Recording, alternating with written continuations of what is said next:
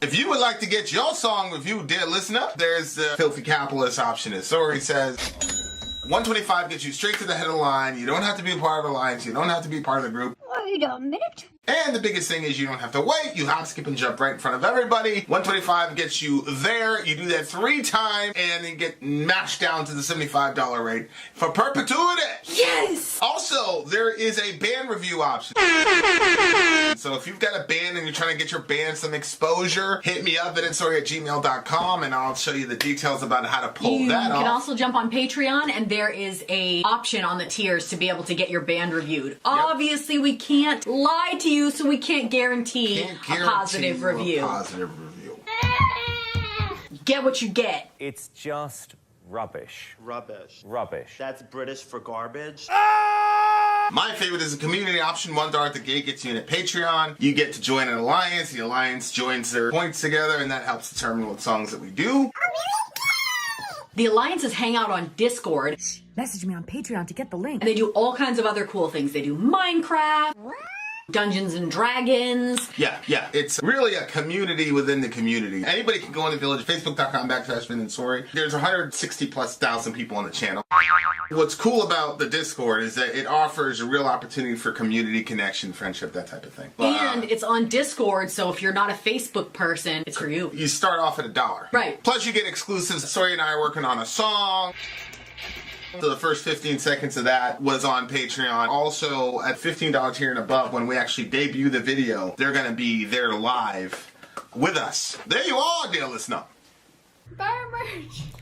Buy merch indeed. A child shall lead them. All right, here we go. Corey Taylor and Soulfly. The name of this song is Jump the F Up. All right. I think, or actually, it's not Jump the, it's Jump Da. D-A. Jump da F up. All right, here we go. Soulfly featuring Corey Taylor. Jump the F up. Let's do it.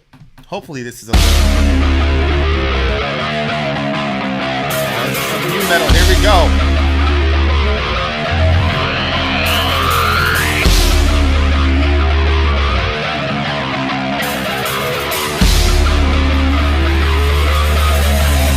Jump the fuck up!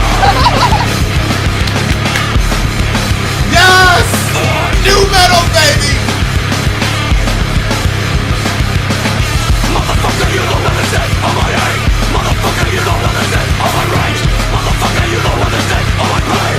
Motherfucker, you don't understand. No! You seem to sever all my frequencies and tether to your energies, and everything turns inside out. Killed, but I'm not too proud. Maybe you would like to peek through the curtain at the same mistake you know you always make. But all I really wanna know is how you gonna lay the fuck that down or jump the fuck up. Walking in the streets and looking all this shit, I'm full of hate, don't fuck with me. Walking in the streets and looking all this shit, open up your eyes, let's fucking see. We gotta drive against society. We got to fight the real enemy. Get the fuck up, stand the fuck up, back the fuck up.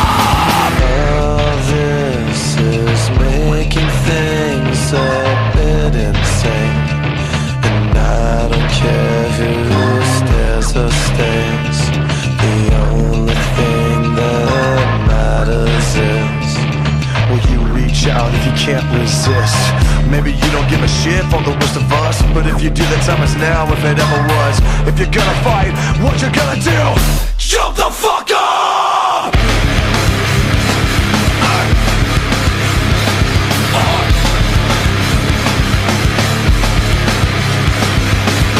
Motherfucker, you don't understand all my hate. Motherfucker, you don't understand all my rage. Motherfucker, you don't understand all my pain. Motherfucker, you don't understand. How dare you sing around my honesty, compare me to your travesties. I only want to see you fight the darkness you wanna live your life by. And if you're gonna quit, I don't give a shit. What the fuck, I'm a Mack truck. Are you gonna give up like a bitch? Or Like a bitch. Walking in the streets and looking all this shit. I'm full of hate, don't fuck with me. Walking in the streets and looking all this shit. Open up your eyes and fucking see. We gotta drive against society. We got to find the real enemy. Get the fuck up, stand the fuck up, motherfucker.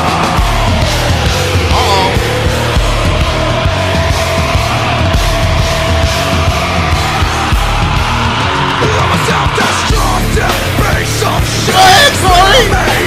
Get it, Gory. You a goddamn thing. This life is never ever sweet. I don't wanna be immortal or legend or anything. Cause the longer I'm alive, the better off you'll be. Get ready for a bit of me. Come on, a bit of me. Will you kill me if I say please? Go ahead, brother minister. Bang. Reasons, never try, what the hell? Beat to death with a shovel and a new smell. Come and get me, mom will never let me do it. I'm ruined, I don't want anything from you. Cause I've got nothing left to prove. Come on, my time, everything feels fine. Goodbye, killing from the inside.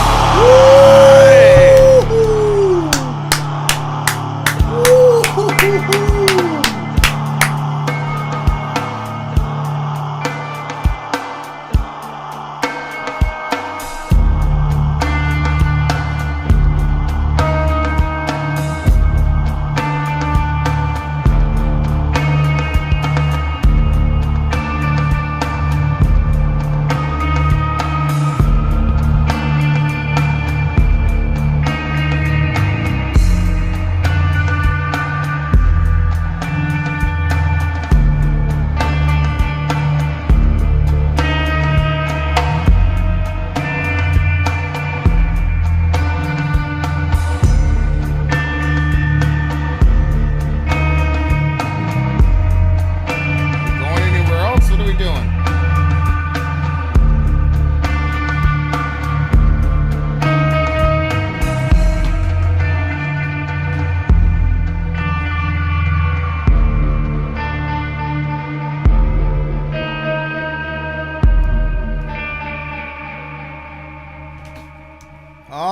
Alrighty then. That was Slipknot and, well, Corey Taylor Right. and Soulfly. Holy smokes. That was That one was a heavy one. the epitome of the new metal shit, yeah, man. it had. That yeah. was perfect. The Yeah. open riff, the easy, simple open riff with the I'm angry about shit. I love it. I don't look. There is no genre of music that can get you moving as quickly Yeah. and as cheaply as new metal. I don't care. It's cheap, but I don't care. I don't care.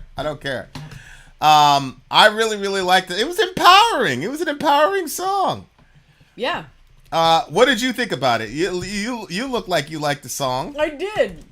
All right. What did you well, like you know about what? It kind of reminded me of like the beginning of the channel and hearing some of the shocking stuff that Slipknot, like political shit and stuff like that. Like, Yeah. I couldn't believe there was music out there like that. They're allowing them to say cuss bad word. So just hearing this kind of like remind me of that, and then the energy that it puts off.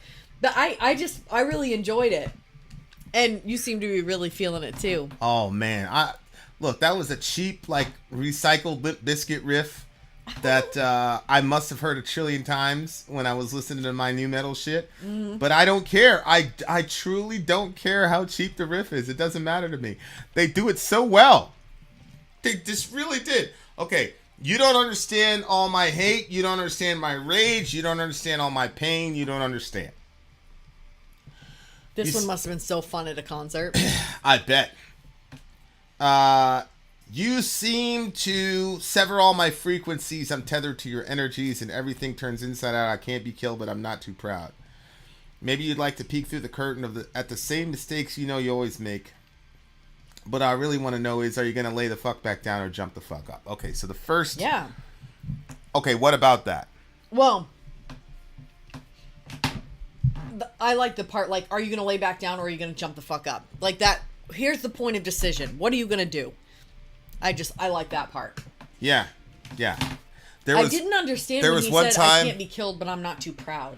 there was one time when one of the 10 million reasons I love Tom Brady is they were beating the hell out of the Colts. They beat the Colts all the time, and the Colts had never won in Gillette Stadium, and they finally started winning, and you see Brady on the sideline, and it's a regular season game, but he's like, "Are we gonna lay down? Are we gonna fight?" And you see, and you see him take his little Gatorade thing and shouts it to the ground. Ah!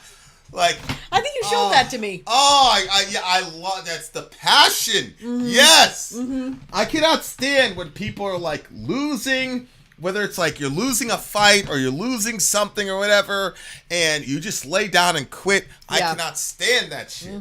Oh, it's another one of the reasons I'm so happy that we're the kids are so big on basketball right now, because I'm making them run suicides. And suicides in basketball is basically you run from one end of the court to the other until you're completely just out. And some people are faster than others or whatever, and Zoe was all upset because she was slower or whatever, and I'm like, Zoe, the point is not to be fast. The point is to maintain endurance. The point is when your body's telling you to quit, we've had enough, you dig deep from somewhere and find the strength within yourself somewhere to say, I'm going to keep running. And it was crazy because we did it. We had just done a 2-hour practice. Everybody was completely exhausted because Tyrell was out there. Everybody was completely exhausted. I was like, all right. I ran really, really hard. And I remember I talked to Johan and Zoe about this because they're both not very fast when it comes to that competition. I mean, Dorian is a straight gazelle. I mean, he's out of there. He's gone. He's unbelievable. And Selah also, just those long legs. I mean, they're both of them are exceptionally quick for their age, but the other two are just not. Yeah. And I remember I was telling Johan, I said, listen, this is an opportunity. Your body is shutting down. Your body is telling you we need a break. And this is where you get to separate your mind from your body. And then you tell your body, no, we're going to keep going.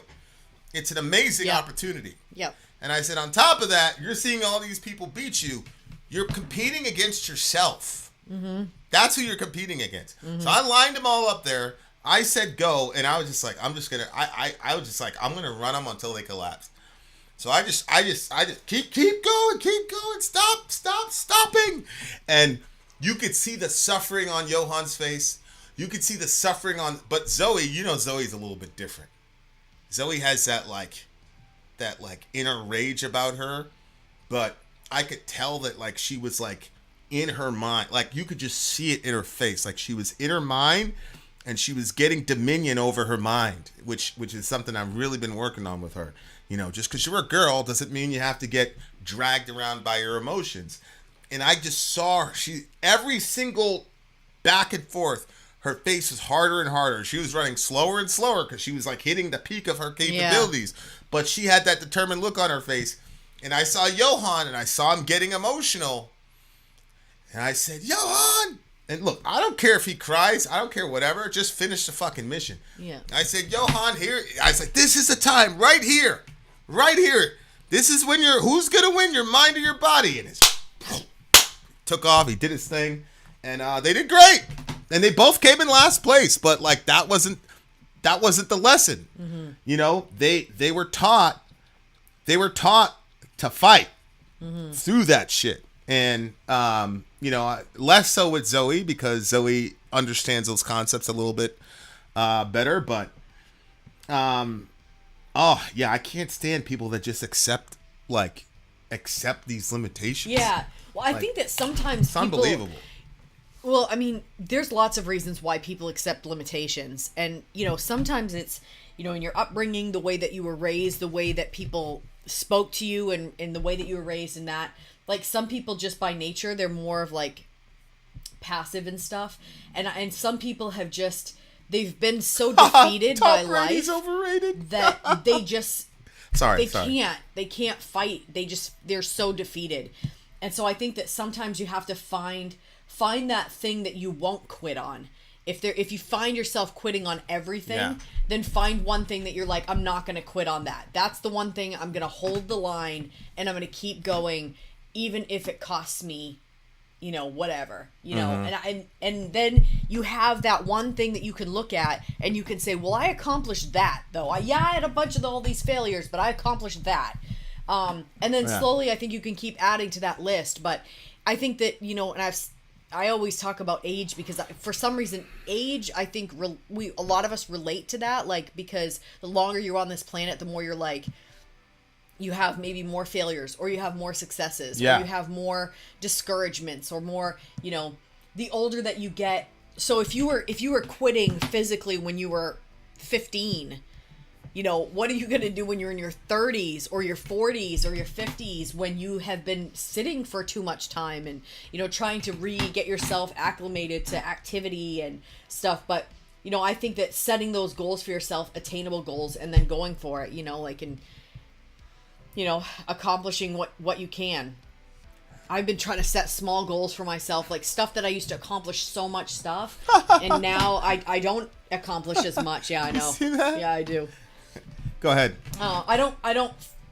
But there's a lot more things that I have to accomplish, like working, doing, responding to all the emails and doing everything that we do here, but then trying to get cleaning done and trying to, make sure I'm giving the kids enough time. Like sometimes you feel like you're kind of stretched a little bit too far, but at the same time you got to just give yourself a little bit of a break, but at the same time don't keep quitting on everything.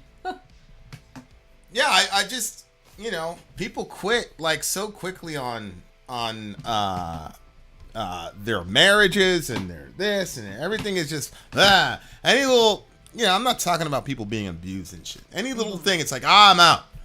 It's like, and we're not taught that sort of resiliency, and again, which I think I said in the previous review, that sports are just so important to be able, but I knew what the sport could give them, but I didn't, we're kind of watching the kids and let them go in the direction of their passions. And so, but they're all, for the moment at least, turned on to this basketball stuff. And they're loving it. They really are. And they're really willing to do the work. And they're improving all the time and all that. It's funny because like I want to watch the games with the kids because we're in the playoffs right now. And the only one that's like remotely interested is Zoe. It's so funny. They come home and Dorian's looking at some business thing, and then Johan is doing the conflict of nation stuff. That's the thing they're into a lot. I'm like, what the fuck, boys? The basketball game's all that. Yeah. Nope. But Zoe will sit there. She'll watch questions. She'll, whatever. She'll ask questions, whatever. So I'm like, all right, at least I have one buddy that I can do this with. But I'm like, oh, this is great. I'm going to teach the kids basketball. I'm going to, whatever. Then we're going to go home and we're going to be able to watch playoff basketball. I'm going to be able to look at that high screen, blah, blah, blah. Forget it, man. They're not interested. It's unbelievable. It's so funny. But anyway, that's just so important, man, is instilling that in your kids, is not quitting. You see the odds stacked against you, don't quit. Get up and fight. And I think it's unbelievable. What you said before about setting sometimes you have to adjust your expectation. And so, some of our kids, they just have shorter legs. And Johan, he has the most oddest running style. It's slowing him down so much. When he does heel to toe, instead of I send him a YouTube video, everything, I'm trying to help, but he doesn't want to hear that from me, I think. Anyway, Baker Mayfield, like you said, the goal will take Brady's place as today's best? What? The goal is not about being the fastest. Like you said, the goal was endurance. And so I think that sometimes we have to do that in life. We have to say, okay, what is the actual goal here? And maybe we're kind of sucked into one type of goal because that's the only thing that we've really ever heard. Yeah. A lot of people are given the same ideas and the same mindsets, and it's you have to question some of those things and ask yourself, is this necessary? What's the best thing? And what's a goal what do you want to accomplish in this? Yeah. Are you trying to be the fastest? Maybe the fastest isn't the best thing. Maybe, like you said, endurance is a big, huge thing, and there's so many of us. I think it's much easier for a lot of us to sprint than it is for us to go long distance, because just the staying power and like the mental game that you have to play to keep yourself in it is just, you know, a lot of people, they just give up mentally and then everything else, you know, dumps off in the end. So I like this song because it talked about the hate, the rage, the pain, but then it also talked about like stand up, get the fuck up and stuff like that. And so I liked the message of it. He's saying, I only want to see you fight the darkness you want to live your life by. And I'm sorry, but I saw that a lot. You know, I'm very open about my my stay in a psych ward because one is I want to demystify it, and two, I want to show people that, yeah, you can have a bad time, take a time out, and recover and be productive and have a happy, successful life. But I got to tell you, there was a lot of self-pity, woe is me. And, I mean, we all tried to kill ourselves. So, yeah. And, you know, we were on the, we were all crazy. But we used to, like, if you ended up on this floor, it's because you were serious. Yeah. You weren't just trying to get attention, which I think is ridiculous. Like, we had this honor code. Such a dangerous, we had this ridiculous honor code. Like, oh, wow, he was really on that shit. That's awful. But again, we were all crazy. But there was a lot of self-pity, man. A lot. And everybody had a horrible, tragic story, obviously. So did I. And, you know, I'd sit there and tell a couple of my stories or whatever, and they'd ask me, like, how many, you know, drug use and all that. And I was never really into drugs because, not for any moral reason, it was just because everybody I knew that died high in New York. They were all, like, off their game, made dumb decisions. Really? And, oh, yeah. So, wow. And, you know, I told you about that time we came from that club and there were all the Bloods down there, and my two friends were drunk and high, so they didn't know what the hell they were doing. They were like off in La La Land. You know, Ralph's on coke, whatever. Like, but anyway, they were like, oh man, they were talking about me like I was some superhero because I had, you know, I'd shared some things that I went through or whatever, stuff that I haven't necessarily said on the channel. And they were talking about me like I was like some superhero for not being a drug head or whatever. And it was at that moment where God showed up in the room and says, don't listen to them. He specifically, I was like one of the 3 times I've heard God so clear. Do not listen to them. And he told me, he said, your parents have issues and I'm going to deal with them directly. But that has nothing to do with why you did X, Y thing. Yep.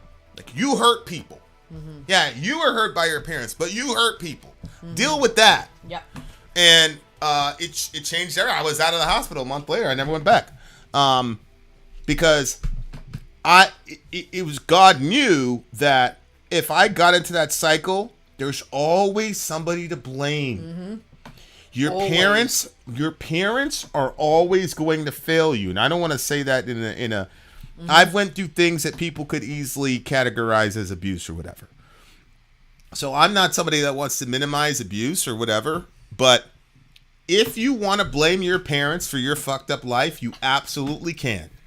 And you absolutely will be able to land that punch on that target. The problem is, what will it do for your life? Nothing. I've never seen a person that complains constantly about how their parents failed them, their boyfriend failed them, their girlfriend failed them. Everybody in society is bad. Me.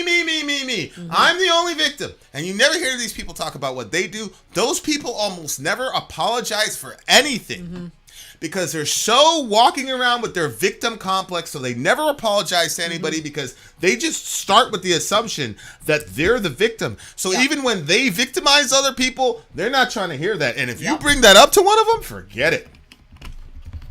Forget it. I'm just look, some of you are young. You can always blame mom and dad. Always. And, you know, and shit, in America right now, hell, bro, you can blame the economy. You can blame COVID. There's a whole list of people that you can blame. And you can land the blame very, very well. But at some point, you're going to have to take a good self-assessment and ask yourself if you haven't become your own worst enemy by allowing yourself to blame everybody else on the planet for your issues and the decisions that you made. You're making decisions, dear listener. And you can't change what your parents have done or what everybody X or Y person did to you. You can't change it. But if you're one of those people that makes life around you a living hell because bad things happen to you or because you have a diagnosable issue,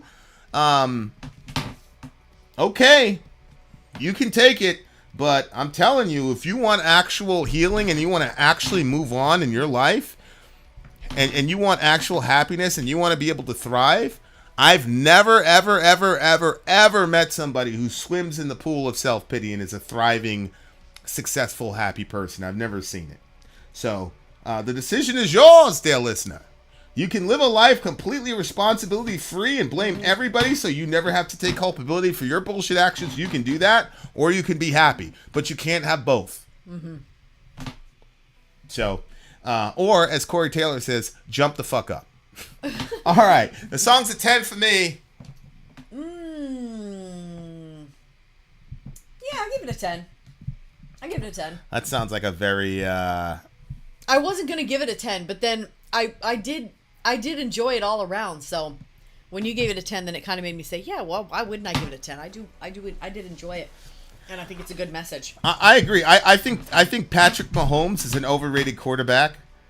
I do believe that Josh Allen is legitimately a serious problem. And I believe they're going to the Super Bowl this year. If I think it's going to be the Raiders versus the Bills in the AFC Championship. Predictions. And I doubt. I really doubt if we're ever going to see Patrick Mahomes in another Super Bowl again. I doubt that very, very highly, especially with the way the AFC is right now. Okay. All right. It's a 10 for me. Guys, stay tuned. Stay exactly where you are. We have more on the way. This is Friday, brought to you by DJ Nick, dear listener. Commercial break on the way. Vin out. Sorry out. Gone.